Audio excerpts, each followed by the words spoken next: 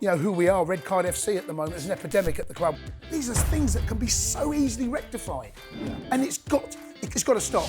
It has to stop. I look at our most experienced players outside of Reece James and I don't look at them and think they're leaders or they're players that this team should be built around. Because I've not seen that performance from Sanchez with the ball at his feet for probably about a year now. You're at the Emirates and we've got debutants in the back line and teenagers in the back line. I need you to not do this right now. What team do you expect to see and how do you expect us to play in that game? Well, OK, who's available? Who's been sent off? Okay.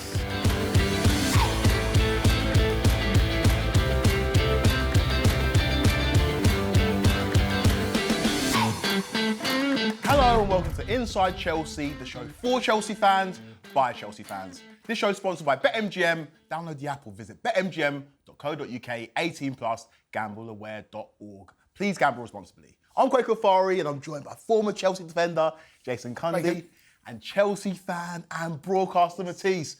Gents, it's the day after the night before. Chelsea losing 2-1 away at the Emirates. It's 11 games now without win against Arsenal. Jace, immediate thoughts after that game? Obviously disappointed with the results. I come away with it quite philosophical actually about the performance. I actually thought we did very well.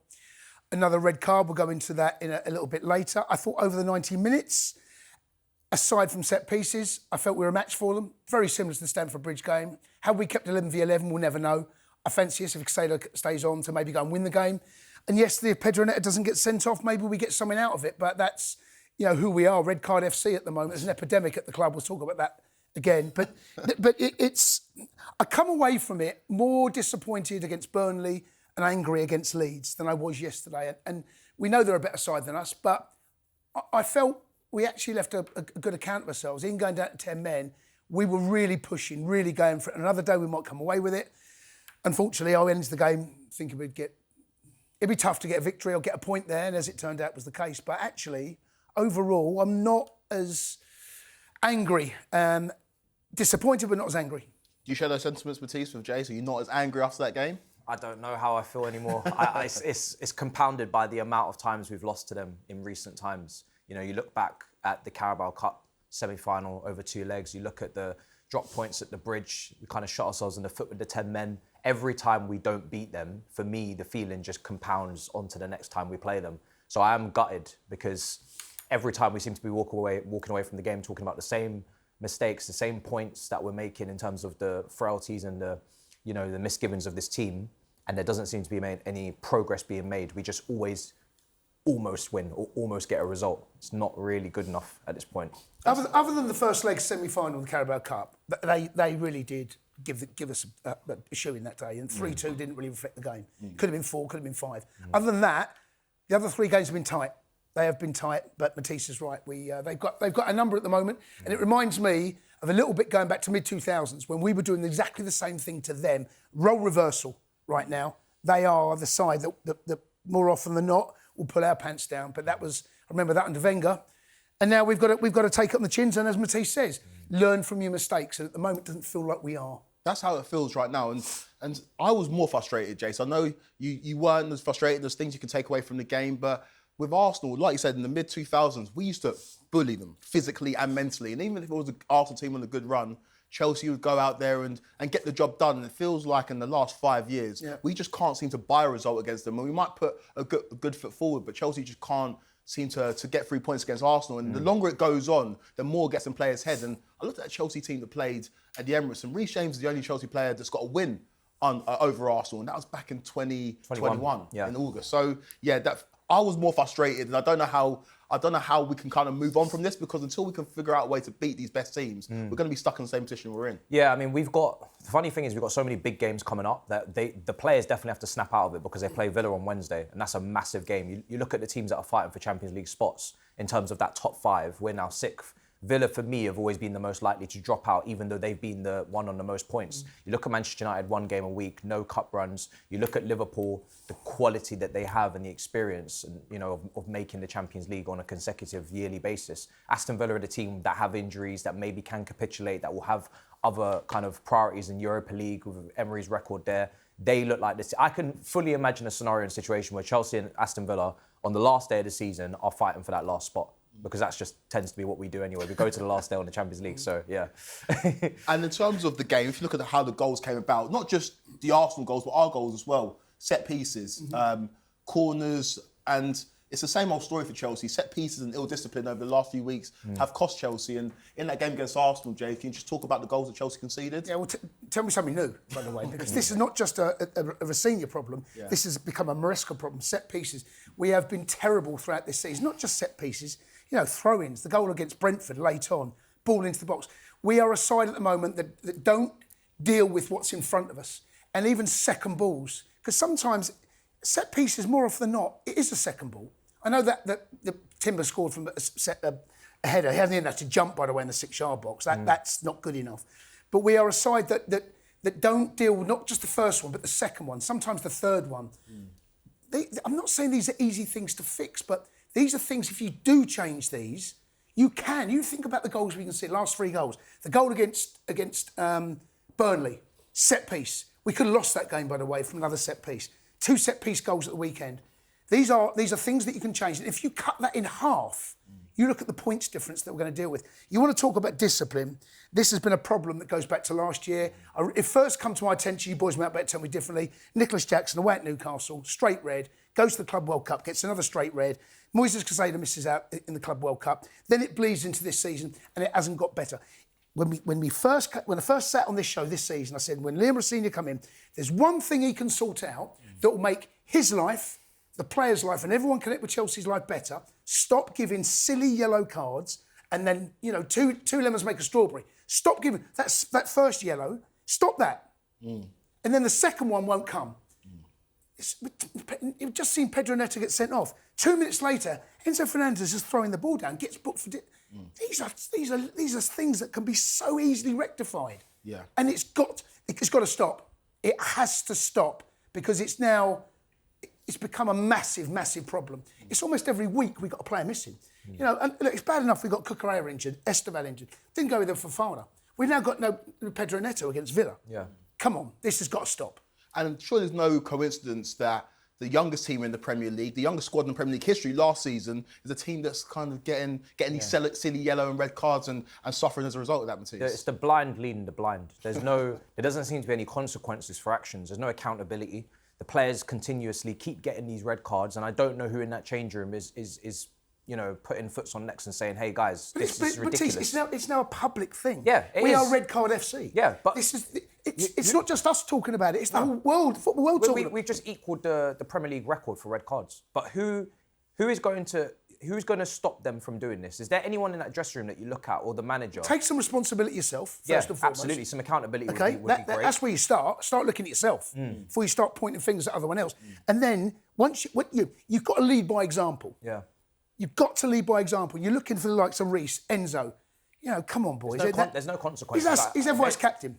They should be getting fines, serious fines for these bookings, because most of these bookings, if you go across the season, they're not must red cards. They're not situations where last 10 minutes someone's running in on goal and they're looking like they're going to score and it's going to cost us the 3 points. Their red cards are costing us. It's first 5 minutes at Old Trafford. It's counter-pressing in the opposition half in Fofana. It's a slide tackle from Neto where he knows he's not getting the ball. He should have the pace to keep up with Martinelli. Even if Martinelli's more fresh than you and you can't keep up, then just allow the coverage to kind of do its job from the middle of the pitch. You don't need to, clatter into him. And for me, he just chose the easy way out. It was an easy challenge to make and get sent off for. And because half of his other teammates have been sent off this season, what's the difference? I don't know whether he knew he was on a yellow. Now, I'm not excusing it, by the way, because you're right, it was lazy defending. And he's a quick boy, Pedro. Yeah. He's one of the quickest in the league, and he's got him stride for stride. I know Martinelli was come off the bench, but that, to me, is a challenge that he didn't want to chase into the corner. Yeah. That's not good enough, though, Jay. No, I'm not. Like I say, I'm not defending him. Yeah. I just wonder whether that challenge was a challenge of someone that's going to... And that's... you say, there's take one for the team. Yeah. That wasn't one of those challenges. That's not what Matisse is just talking about, someone going in on goal or breaking up a dangerous attack. That, to me, was someone didn't want to go into the corner and thought, I'll just pick up a yellow, right? And it would appear, I don't know, I'm guessing, that he didn't know he was already in a yellow just by his reaction. Well, for the record, that was Chelsea's 9th red card of the season, 10th if you include the red card that Enzo Maresca was given against Liverpool. And it's just not good enough. And like you said, we're about to break records for the amount of red cards, and some of it is just so petulant and unnecessary. And when I look at this Chelsea team, when you look at the issues we've got in terms of conceding from set pieces and ill discipline, I think that can be rectified with experience. And that's something that we've talked about ad nauseum on this show and other shows as well. The lack of leadership, the lack of kind of accountability. And Matisse, from your point of view, do you think that this is now something that has to be addressed, not just in terms of the actions on the pitch, but off the pitch, from the board and the hierarchy, bringing in experience to make sure this doesn't happen again? Yeah, if you've got the right balance and the right, if you've got an equilibrium going on in that squad where people are accountable to others in their squad because there is that hierarchy, that natural hierarchy that is not, you can't necessarily, fake it till you make it. That hierarchy comes from players that have already had success, players that have been there and done it, players that have earned that respect in the dressing room just naturally through their actions, their consistency on the training field, like an Kweku always tucking in his shirt, those little things. We don't have enough of that in the team. And not only does it show in the ill discipline and the amount of red cards we pick up, but it also shows on the set pieces, because I don't know what young, fragile team that is still growing, developing and filling out is meant to come up against grown men on a weekly basis that are 5, 6, 7, 8 years older than you and compete. They're not competing physically. They're not competing mentally when the manager's saying that you've missed your assignment, you haven't marked who you should have marked. But look at the players coming off the bench in those latter stages against Burnley. You're talking about a 20-year-old Sarr. You're talking about a 19-year-old Hato. You're talking about a 19-year-old Achampong. Are we fully expecting these guys at 19, in their teenage years, to compete with grown men that are in their 30, 31, 32? It doesn't really make any sense. So I'm not surprised to see Chelsea struggling from these set pieces, because Chelsea's squad has not been built to deal with set pieces, let alone this influx this season of long throws, wide kind of crosses coming in on a constant basis, and then these corners, these free kicks as well. It's heavily predominant in our game. Our team is not built for that. We don't have a long throw taker ourselves.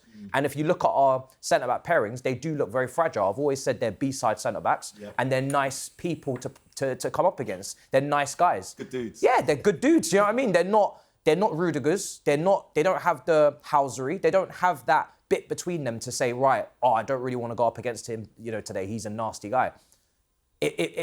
For me, it compounds across the squad. Look at the midfield. Is there anyone over, 6'1", 6'2" in there that's going to, and the Nemanja Matic? Yeah, we don't have the profiles across the pitch to deal with these situations.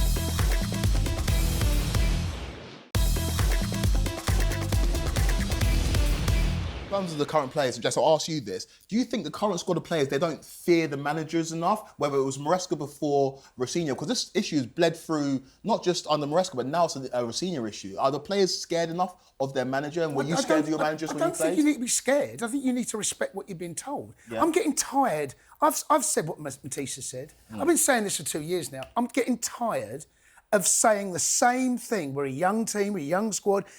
Come on, Chalobah. Experienced boy now, right?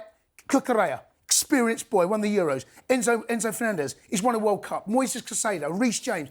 Come on, come on. There has to be a point in this Chelsea squad where we go, right, when are we going to learn?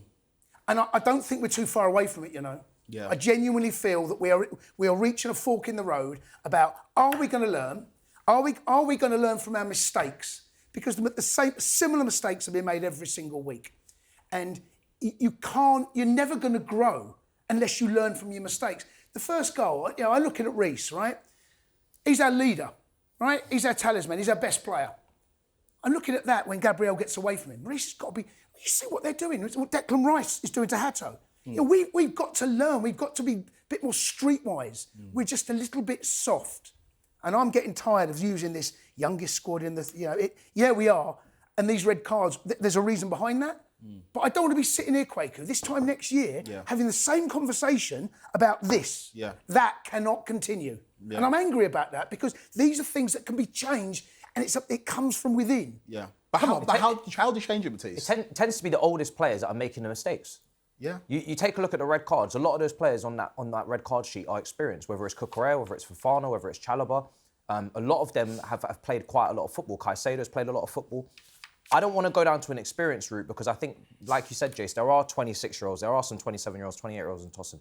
Sanchez was awful in the first 15 minutes. He's one of our most experienced players. He's given the ball away in the first pass in the build-up, constantly putting our defence under pressure. You've got a Premier League debutant and a 19-year-old at left-back that's marking Bukayo Saka, one of the most dangerous wingers in the league. And you've got your goalkeeper, who's having a great season, putting them under pressure constantly with blind passes, this kind of blasé attitude at the Emirates, just putting people in danger constantly.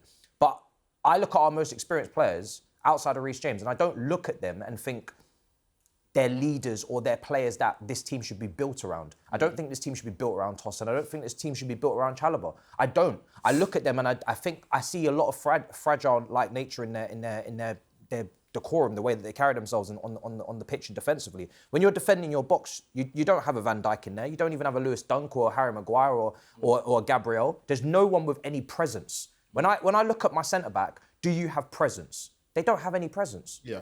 On that pitch. Well, you brought up the A side and B side, and also I do want to go through the players that have got red cards, because you can almost make a Chelsea 11 in terms of red cards. Sanchez, Gusto, Fofana, Chalobah, Cucurella, Caicedo, Neto, João Pedro, and Liam Delap. And just off the top of my head, so many of those red cards have cost us games. Chalobah against Brighton, was it? That cost us... All of them. All except for Arsenal. Every single game. Cost us a game. Every single game we've lost other than Arsenal. And that still cost us because we could have won that game, I think. It's truly insane. And I agree with you, Jace. I'm sick and tired of talking about it. And it gets to a point now where it's costing you games and costing you points. You can see it coming. Against Burnley, you saw it coming.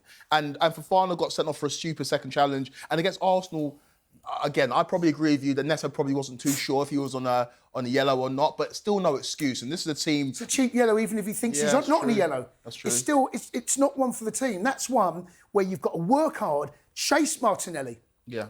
Because he's got him stride for stride. Martinelli's not going to get past him there. You know, he's taking him down the line. He's got a good position. He's on the touchline. He's going nowhere. And it's one of those, it's lazy. I can't be bothered to go back in there. Yeah. And he's just brought him down, right? Yeah. Then he's gone, oh my God, I'm on a yellow. I didn't realise that. You'd forgive it if it was a Yamal, or it was a prime Messi, Ronaldo, someone that you just can't compete with 1v1. It's Martinelli. Come on. We know what Martinelli's going to do. You're both actually quite similar between the pair, I guarantee there ain't much between them if you're over 100 yards. He got back in position and then he just gave up on it. It doesn't make any sense. Again, he's an experienced player. Yeah, he is one of our most experienced players. That's when this argument, for me, is starting to fall down a little bit. Yeah. Let's be brutally honest about our football club. Yes, we've got a young squad. Yes, there's frailties. Yes, there's holes in it. Yes, we are inexperienced. But come on, I'm becoming a little bit tired of hearing my own voice saying it. Do you know? I'm starting to get annoyed with myself. And I think there has to be a point where this conversation, we shut it down and say, when are we going to learn? But you say when, but how? How do we fix this? You've been in the dressing rooms. How do we fix it? Well, okay, by dealing with set pieces, but on the training ground, you've got, the way we set up, in particular the Burnley goal, we are of zonal marking with blockers, right? Okay. If you looked at that goal, they had one player in the 6-yard box, right? We had 5 defenders in zonal areas, but the ball's not coming into that area. They're outswingers. Yeah. The ball's outswingers. Someone has got to recognise we're a man down. Am I needed here? How? Because in-game management, you can work on the training ground, you can stick to your job, and you just say, I'm doing my job. This is where I am. But no, because there's a space there where they're going to try and attack the ball. Someone is going to have to realise, see what's going on in the box, see from previous set pieces, what are they doing? That comes from you taking responsibility, in-game management, because you can set tactics out. You can be zonal, you can have blockers and spotters, whatever you want to call them. But if you're down to 10 men and you're still doing your job, we're like somewhere in the box, right? And that, for me, comes from the experience again. I'm not going to say it. Yeah, and that comes from someone recognising that and saying, I'm not needed here because it's not an in-swinger. Well, you can see who's taking it. Maybe you need to step out 5 yards. There's an upper echelon of player that will do what you've just said. And for me, those players tend to end up being coaches. I think you always need, in your starting 11, one player that you can foresee being a coach, being a manager, being like he has that reading and understanding of the game that is higher than his teammates. We haven't replaced that since Jorginho. Exactly. In terms of that cerebral play that can not only think about their job, but think about other people's jobs. And Thiago Silva's another one that can kind of go into that category. Well, Aspilicueta left as well. You know, but you could sense that those players understood football in terms of the wider game. They have a clearer, better understanding. How many times do you see former players, they come out and they'll do punditry like, did you even play the game? But there's some players, you look at them and you say, wow, he can be a manager. Not every player can do what Jason just asked them to do, which is to take yourself out of training, take yourself out of your normal jurisdiction, your own setup, your own tactical instruction, and actually apply logic to what is going on in front of you. And then start to shuffle and put people in their position and place. I think that what I've just described there, actually, when you're in the... You know, you can see what's going on, set piece after set piece. The thing that really did annoy me was that they've just scored from that set piece, Burnley. Yeah. And again, it's a little bit like, here's my position, and I ain't moving because this is where I've been told to stand. No one reacts again. And they almost scored an identical goal. Where is that forward thinking? Where's the in-game management? Right, it's another outswinger, and it's probably going to go there. Someone has got to come out from that area because it's... My job is redundant. Yeah. In zonal marking, my job is redundant. Yeah. That's the thing. It takes critical thinking, and not every player can do that. One thing that I did want to pick up on was against Arsenal at the Emirates in the second leg of the Carabao Cup semi-final. We saw a bit of a cat and mouse tactic when it came to corners, right? Where Chelsea would maybe put 3 men up and kind of try and mitigate Arsenal's physicality in the box. Didn't really see much of that or that at all against Arsenal on the weekend in the league game. Yeah. Were you surprised that Racine didn't try something a little bit different to try and deal with Arsenal's threat? It's infuriating because we know we cannot compete from a physical standpoint, man-to-man with these guys. We've showed that countless times this season in multiple games. That's cost us, you know, in these scenarios, these set pieces. Why do we continue to not empty that box out? I have no idea. Because when you take bodies out of that box, like we said on previous shows, it creates clarity for Sanchez to come out and claim, which he has been doing all season. He is our only hope of stopping these onslaughts of crosses coming into our box, because he will actually come out and catch it and then try and do the quick release. We don't have centre-backs that average, for me, a 70% plus aerial win rate. I look at Chalobah, I look at Sarr, who's very young, has come from Strasbourg. Their aerial success rate will hover around the 55% mark. That's the kind of aerial ability and prowess they have. We don't have dominance, so don't play into Arsenal's hands. Arsenal love chaos, they love confusion. Even for the goal we scored, that's confusion, chaos, just bodies. That's all it is. It's just ricochets and deflections or own goals. That's how we scored our only goal. They love that. And that's all they need. And all of the goals, if you just take bodies out and ask the question of them, are you going to go back and defend a 4v3? Are you going to go and defend it? Or are you going to leave us with a man over on the counter-attack? But we don't want to... I sat in the same shit seat this time last week, and I said I'll be disappointed if we don't do it. Yeah. Right? And I couldn't believe the first corner they scored from, that we've allowed them. They want us to stay in there. What do they want? They want chaos. They want bodies in there. They want as many bodies in there as possible, because it's just mayhem. Take 3 away. And he did it in the Carabao Cup second leg. I don't know why he didn't do it. Honestly, like we forget. When I was doing the commentary on Chelsea TV yesterday, I was dumbfounded that we didn't see clear the box. Clear it. Because actually, when you think about the goal, it comes into a crowded area and Saliba's managed to get someone on it. It hits someone, comes off someone, and who's it come off? Hato, maybe? Or I think it's come off Sarr. Sarr's come off Sarr, right? Yeah. Well, you clear that box. I'm really surprised that Liam didn't do that yesterday. Yeah, I was surprised as well, especially because it was interesting to see it against Arsenal in the Carabao Cup, and it kind of threw them a little bit. Yeah, and it was almost added another chink to our armour. But the fact that we didn't do it against Arsenal in the game that we knew that's the only time they're going to get success against us. I thought overall we played okay.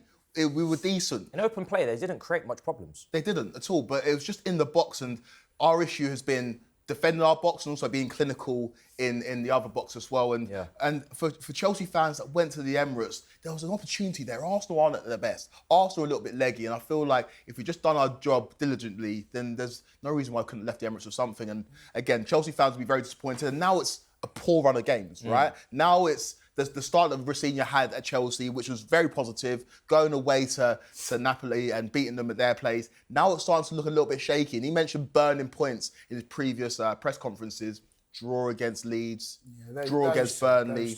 a loss against Arsenal, and now you see these other teams like Liverpool picking up points and Man United picking up points. Does this make you worry for the rest of the season? Worry, I don't know. I think this team have shown...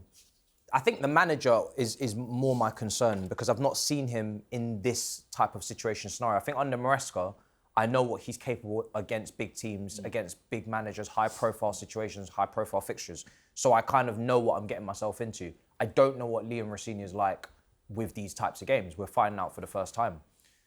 I think Chelsea, you'd be worried anyway. You know, if you're playing the lesser teams, are we going to be able to defeat the low block? Are we going to have concentration issues? Are we going to, you know... We've conceded goals to Leeds, to Burnley. We've not beaten a promoted team at home this season. So there's no need to not be worried about those games. But then the bigger games, we should be up for those. We should have more space in behind. We should be able to transition more. We should be able to play to our attackers' strengths more. So in theory, we should be almost looking forward to the fact that we're not going to dominate the ball, have a low block to defeat and aspects of the game like that. But the truth of the matter is this Chelsea team can lose to anyone and can concede in any scenario out wide and with crosses and set pieces and also ill discipline. So until we iron out the like the manager said, the set piece issue and the ill discipline, any game is a problem for us right now.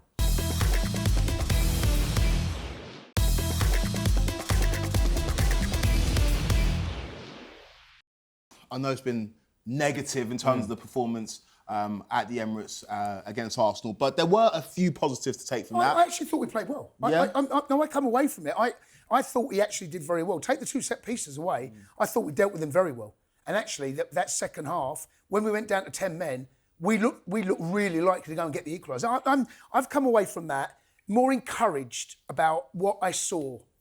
Matisse has touched on that against teams that will come onto us, give it a little bit more space. You know, I'm bittersweet for me. The fact that disappointed about the result, obviously, frustrated about the result, but the performance largely, I've come away from it thinking, okay, there was some in there. That second half against Burnley, no, that's very different. What about if we pinpoint some individuals? I thought that Hato came in and he played very well. Obviously, No Cucurella's a huge loss. I think he's one of the best left-backs in the league. But Hato played really well. And Mamadou Sarr's first start for Chelsea in the Premier League, I thought he played very well as well. Yeah, I was happy with a few of the performances. I thought Reece James was incredible again. You know, the way that he crosses that ball into the box, the amount of chances that he tried to create with that cross. Just on that. Just the delivery is just on that exceptional. One. Another one you're talking about, where he's just whipped across the face of the 6-yard. Got to get in there. Someone's got to get on. Someone's got to know. So when that ball comes back to Reece, you just know. You've got to make your run. That's the trigger. Yeah. So when the ball gets rolled back, I think he has a touch and then whips it, right? That touch is the catalyst for get in there. And we're a little bit, you know. Some of the deliveries were honestly some of the best deliveries I've seen this season. Like they were just... They're wicked. On point. You can't defend them. Whip. Undefendable. You can't defend them because there's so much whip on. But you've got to get something on the end of it. You've got to get on the end of it. And that's the thing. That comes off the training ground, right? You see them do this in training. Ball goes out wide, you set it back, and as that ball comes back, obviously you've got to stay inside. As Reece has his first touch, that's the trigger. Touch. Then you've got runners going. And track the far post. Yeah. I thought João Pedro was very good as well, in terms of his link-up, his combination play. Excellent. He tried to knit things together. His hold-up play was brilliant in the game before against Arsenal as well. At Old Trafford with 10 men, again, link-up play was on point. So I like the trajectory that he's going on. He's been getting goals. His overall all-round game is very secure, very, very well put together.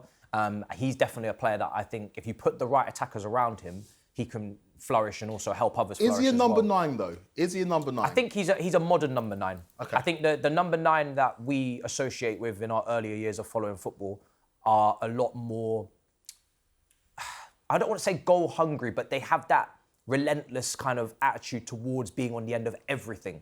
Like that cross that comes in. A real number 9 finds a way to be on the end of that. Whereas I think João Pedro kind of blends between that kind of Firmino profile, but then at the same time, he will run in behind, he will run beyond. And he's shown to have really good finishing technique and kind of ability about him. But can he be that reliable 20-goal-a-season kind of player?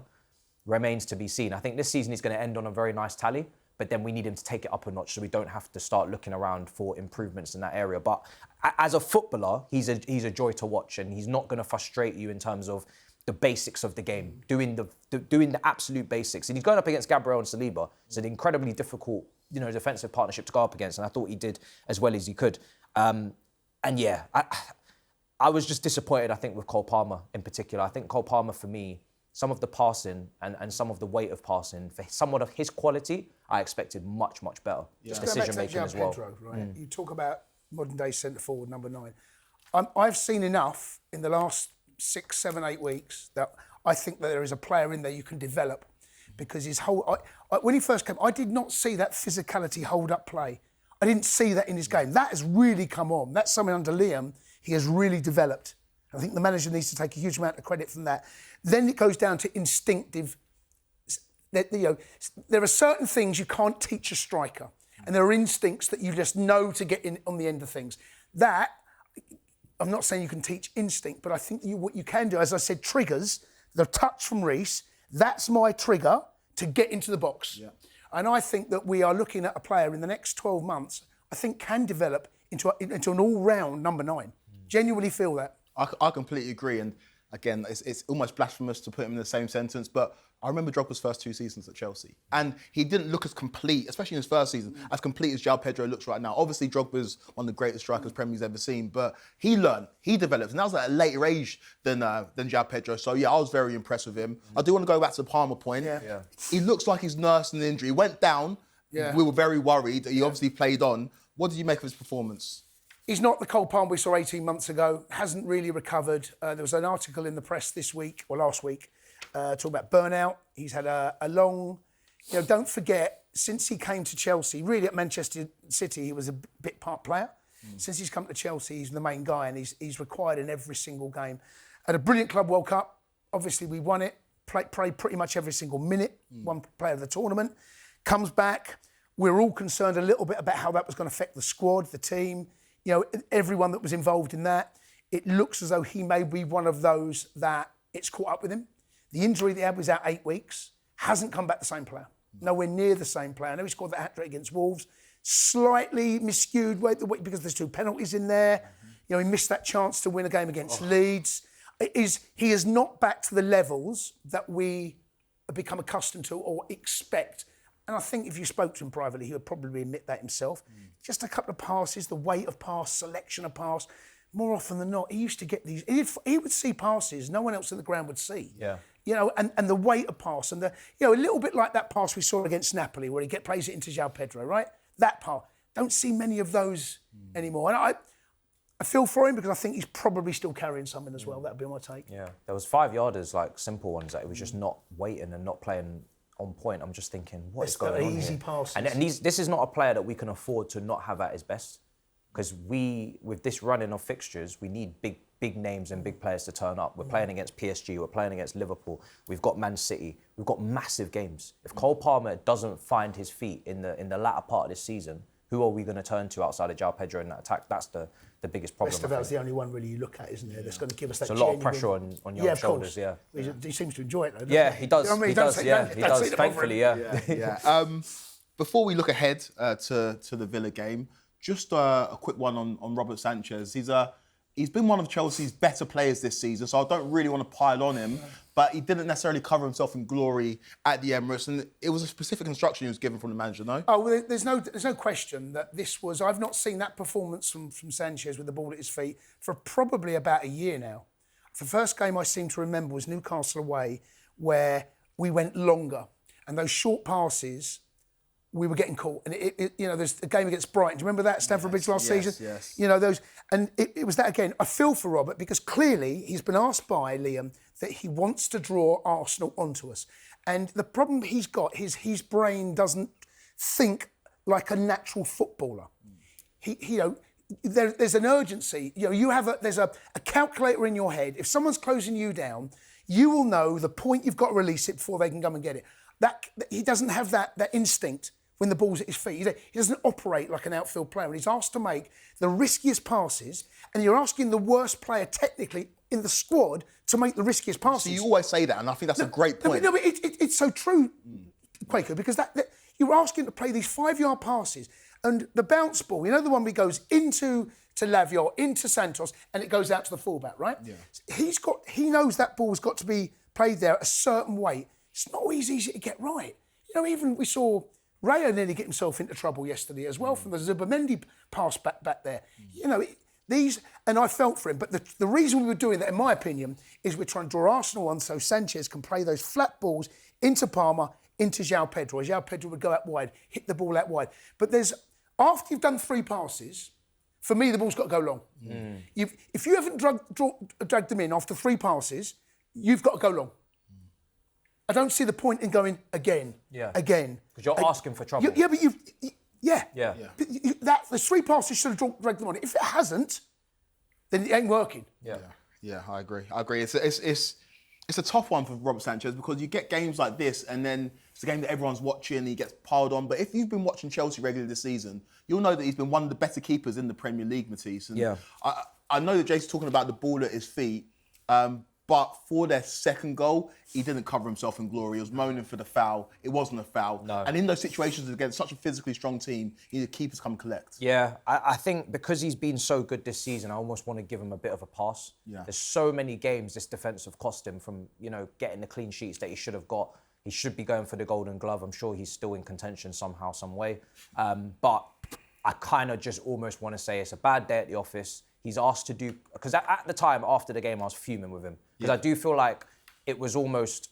I don't know what it was about it, the way that he was doing it for me as well, but it felt... And maybe this is the way you have to do it. You have to exude that confidence, be a bit blasé about it to kind of pull it off. But it just felt very kind of nonchalant. And I was just thinking, we're at the Emirates and we've got debutants in the back line and teenagers in the back line.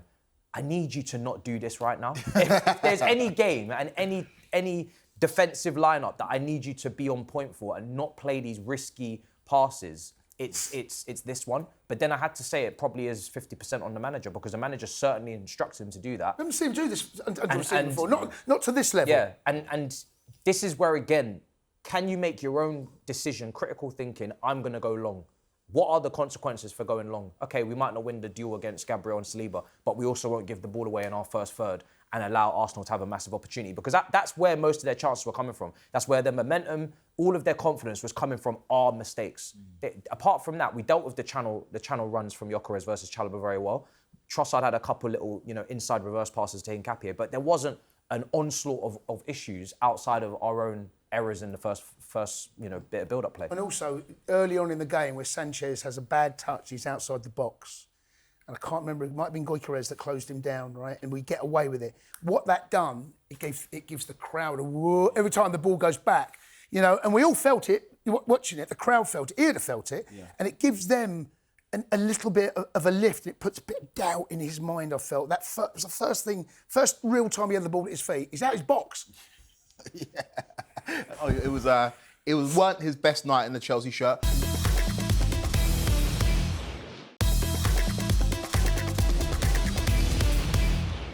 Going forward, Chelsea are consistently linked with goalkeepers. Verbrugge's linked with a move to Chelsea. Obviously, we tried to get Roofs as well.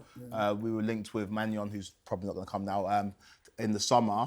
I know Sanchez has done really well, but is this a position that you expect Chelsea to look to improve on in the summer?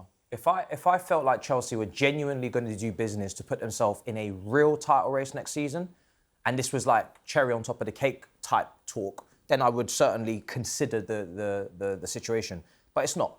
Chelsea have got so many other situations that they need to get a hold of. They need to sort out the centre-back situation. They need to sort out the left wing situation. There's other positions on the pitch that are of a higher priority. I don't think this is where we're at, sadly. I think we need to go back to last summer's recruitment with the Liam Delaps, the Jamie Gittins of this world, the Alejandro Garnachos of this world, and we need to take a look at that and say, what do we need next season to improve those signings that we made? Because those signings have not moved the needle. Those signings have not improved the team. They've not altered our kind of position in the table. If anything, I mean, we're still in the same situation we were the year before. They're not impacting or influencing this team. When they come off the bench, you're not sure to get a certain level of quality, a certain level of impact. When Delap comes on, I'm not thinking, this is it now, here we go, game changer. Same goes for the others. So until we sort out the players that we brought in that are not really working out, I wouldn't start looking at the players that are having really good seasons that are part of that core. That it's questionable if that core is good enough, absolutely. but it's not questionable what's behind that core. We can't rotate. We don't have the quality depth that we need. There's not enough competition for places. And a lack of competition for places breeds consistency in the starting 11. I just wonder what we do with Penders. Yeah. Because he is the next big Belgian hope. You know, Yeah. I don't want to put him in that category, but from what I've heard, they're comparing him to the next Courtois. Man you know, United got their own as well. Courtois. But I just, you know, he's gone back out on loan. There has to be a point he comes in. Would he come in as a number 2? Does he want to fight it out? That'll be interesting to see what they do with him. Yeah, especially because what we've seen from Rafinha is that he values that loyalty. He values players that he knows he can trust. And he talked about trust after the draw against Burnley. That's why we've seen Andre Santos start games in midfield. He's played under Rafinha before at Strasbourg. That's why we saw Mamadou Sarr make his debut, played under Rafinha. And with Mike Penders having played under Rafinha at Strasbourg, it just, in the back of my head, I think that might be the natural next step. Feels like it makes sense. Personally, I look at the route that Courtois took, even though that 2-year period in Spain almost was too good for him because he was absolutely tremendous. Then he settled with his family and almost had to go back after the couple of Premier League title wins. But I feel like Penders needs another loan. Really? I can't, unless he's going to come in as a number 2, which I don't know how much can you develop as a keeper as a number 2. Maybe you get the cup games. If you give him the cup games, maybe sometimes they give a Champions League, keeper and a Premier League keeper. I don't know if he's of the level to really give that responsibility to.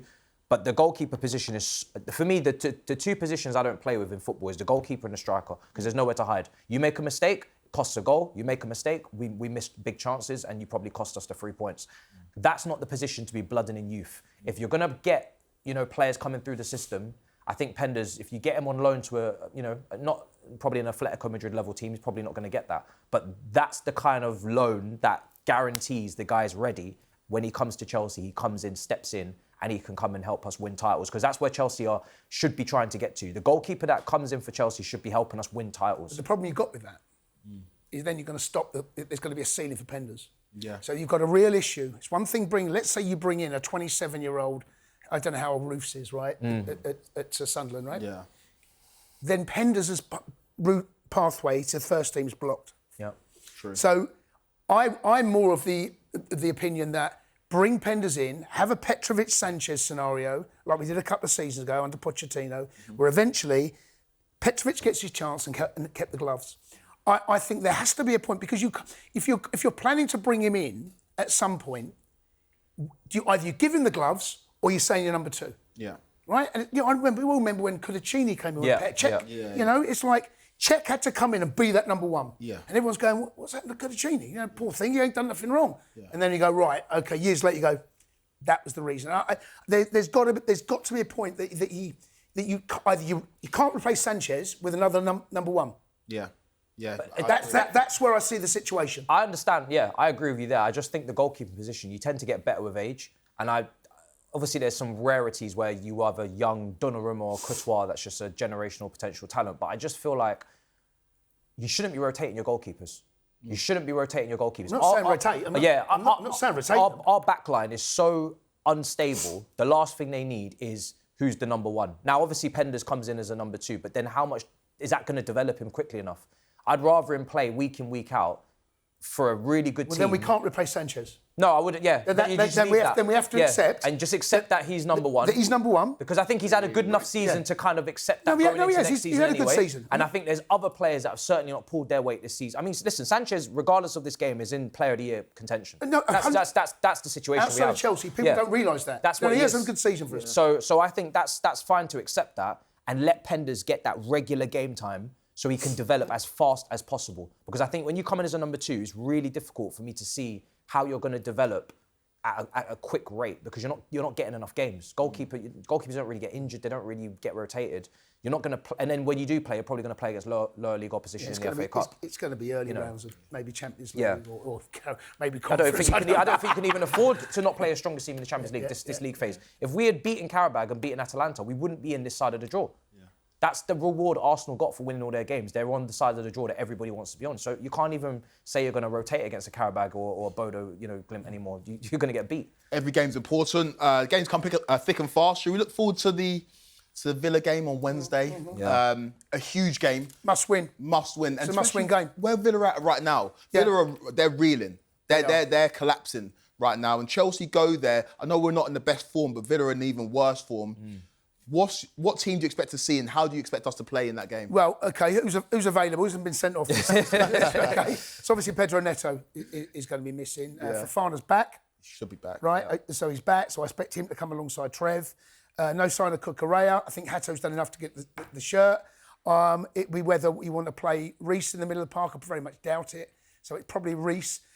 I go with the strongest possible team you can. I watched Fulham against Wolves at the weekend on Friday night.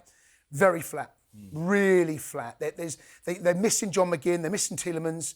Anana in the middle of the park, he's obviously a good backup stop, but they haven't got that genuine creativity in the middle of the park. Ollie Watkins, not at the level that he was, had half a chance in the opening exchanges against Wolves, gone with his wrong foot, and then eventually Wolves managed to get the first goal. And after that, Villa had very little. Nothing. Very little creativity. Jaden Sancho, we know what the Jaden Sancho is, catches the eye but doesn't really create a huge amount. It's a must-win. You go your strongest 11. We got Wrexham away at the weekend. Forget that game, right? Yeah. Forget that at the moment. Yeah. The most important game is Villa, and it genuinely feels to me, if they are going to get caught Villa, we have got to make sure we play our part in this, and we've got to take 3 points. Yeah. Must win. This is as good as it gets. It's not a Napoli game for me. This is not a Napoli game. Because, like I said, I think Manchester United are shoo-in. Yeah. They've got 1 game a week. They've got 3 weeks off. You know, when the FA Cup weekend comes around, international break comes around, they're living life. We have got to look at Villa as the weak link in this top 5 race, because they're the ones that haven't been there and done it on a regular basis, and they have their own injury issues as well, and they're in sticky form, and they've got European football. For me, you lose to Villa at Villa Park, and you are in some serious trouble for this top 5. Real trouble. Yeah. Especially with the fixtures that we've got. We need to beat them. If we beat them, I think we bring the points gap with them to 3 points. I can easily see Chelsea qualifying for top 5 and Villa missing out, and all of the big teams, big 6, quote unquote, big teams outside obviously Tottenham will get in. And we're more than capable of going there and winning. But we need to be at our very best, and we need to concentrate. Keep 11 players on the pitch. Play the strongest team, which I do think he did. He played the strongest team against Arsenal. Yeah. You know, that was a great lineup, I think, that he selected. But yeah, this is it. This is like a final, honestly. Yeah. In terms of the game and the result, you're saying it's a must-win. What, is a draw not good enough? No. I think we've put ourselves in a position. It's not a disaster. It's not a disaster, but it's a must not lose as much as anything. I think we could say that for a lot of games we have left. We could say Man City at home, draw, that's not a disaster. A game against Liverpool at home is not a disaster if we draw that. But you can keep going, and then next thing you know, it's a disaster because you're not in the top 5. I genuinely feel that if Villa do win it, I think then our top 5 chances are very, very slim. Yeah. A draw, you know, there's still a lot of football to be played, but you know, it does, for me, I'm going to go back, it's a must-win. Yeah. Come on, stamp your authority, go there, put real doubt in their mind, because they are flat at the moment. I'll tell you why we can't draw. Look at the teams that are fighting for relegation right now. They are battling. Leeds, Burnley. Look at that comeback against Brentford. I'm not going to say Spurs. Wolves. Look at Wolves. These teams at the bottom are fighting. You don't want to play these games right now. You don't want to play these teams. They're not like guaranteed wins. There is no guaranteed win in the Prem. You could maybe look at the mid-table teams and hope that they're on holiday come the back end. So for me, every game I'm just taking it in isolation, and each game I'm thinking we have to win it. If we don't start winning games that we don't expect to win, then we're going to be in trouble very soon. And in terms of, you mentioned him before, Ollie Watkins, he's not really firing for Villa at the moment. One goal in 11 games for him. Yeah. Surely this is the optimum time to play Villa, when their best players either aren't available or aren't firing. Feels like it. Certainly feels like it. Like I said, I saw them against Wolves. This is not the Villa that I saw 5 months ago. They went through that incredible run. Yeah. And like I said, they're missing players. But I mean, I've got no sympathy. Yeah. We've got our own issues to deal with. Yeah. We got Aston Villa out. You know, we've got Cucurella out. You know, we've had injuries. Colwell's been out all season. Cole Palmer's not fully fit. Just take advantage. Now it's time for our bet builder with BetMGM. Remember, you can download the app or head to betmgm.co.uk. I'll start. It's a must-win. Yeah. And I think Chelsea will win. I'm going for a Chelsea win in this one. We'll get it how we can get it, and hopefully we get all 3 points. Jace, what about you? I'm going for both teams to score. Still not totally convinced about us defensively. You know, clean sheets. Wasn't that long ago. We're starting to look like we could defend. and consistently do it. So I'm going for both teams to score, Matisse. I'm going for over 3.5 cards. I think we've quite clearly... What colour are they? Both. Clearly, 2 yellows and a red. So does that count as 3 cards? If the referee pulls out, 2 yellows and a red, for me that's 3 cards, right? So I think that's a safe. I think it's a safe bet for me. Yeah. I've gone for Chelsea win, Jason. Both teams to score. Matisse over 3.5 cards. You can see the odds on the screen right now. But that's it for another episode of Inside Chelsea, sponsored by BetMGM. Download the app or visit betmgm.co.uk, gambleaware.org. We'll be back next week after, hopefully, fingers crossed, lads, 2 wins against Villa and Wrexham in the Cup. Thank you very much for your company. And thanks to Jason and Matisse. See you next week. And on 3, 1, 2, 3. Up the Chelsea.